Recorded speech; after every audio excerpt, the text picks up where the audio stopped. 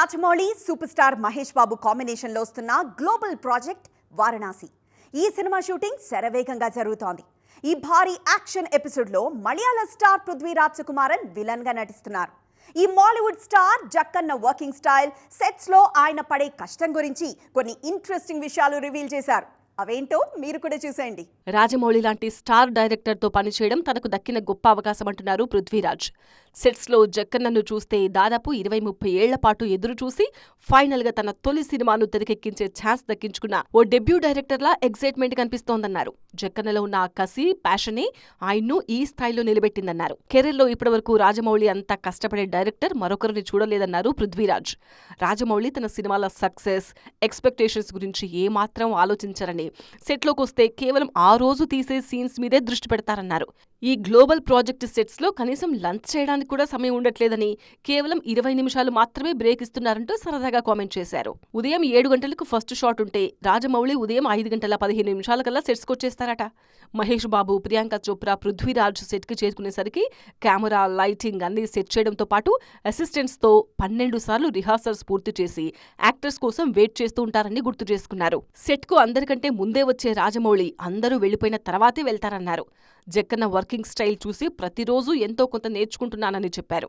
Mahesh Babu globe ట్రోటర్గా నటిస్తున్న ఈ cinema 2027 April 7న ప్రేక్షకుల ముందుకు రానుంది. కోలీవుడ్ హీరో కార్తీ నటించిన సూపర్ హిట్ మూవీ సర్దార్ కు సీక్వెల్ గా వస్తున్న most awaited spy thriller Sardar 2. PS Mithran దర్శకత్వంలో తెరకెక్కుతున్న ఈ సినిమా కోసం కాలీవుడ్ తో పాటు టాలీవుడ్ ఆడియన్స్ కూడా ఈగర్ గా వెయిట్ చేస్తున్నారు.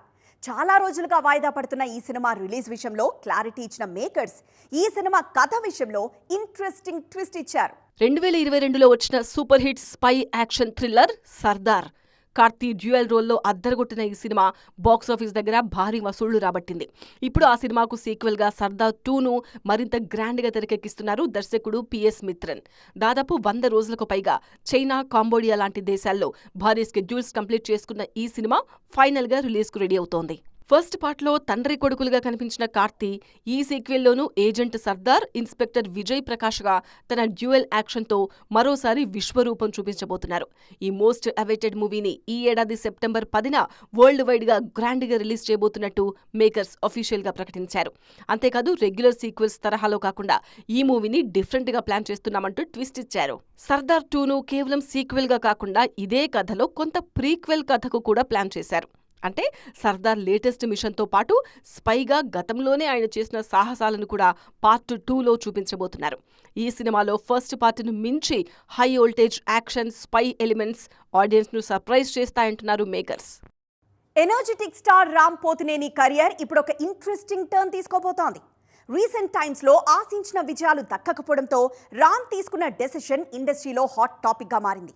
హీరోలు మెగాఫోన్ పట్టడం కొత్తేమీ కాకపోయినా రామ్ తన డైరెక్షన్ కోసం ఎంచుకున్న స్కేల్ చూసి ఇండస్ట్రీ జనాలు కూడా షాక్ అవుతున్నారు. అసలు మొదటి సినిమాకే రామ్ ఇంత పెద్ద రిస్క్ ఎందుకు చేస్తున్నారు? ఉస్తాద్ ప్లాన్ ఏంటి? ఇస్మార్ట్ శంకర్ లాంటి బ్లాక్ బస్టర్ తర్వాత రామ్ పోతినేని కెరీర్ గ్రాఫ్ కాస్త కన్ఫ్యూజింగ్ గా సాగుతోంది.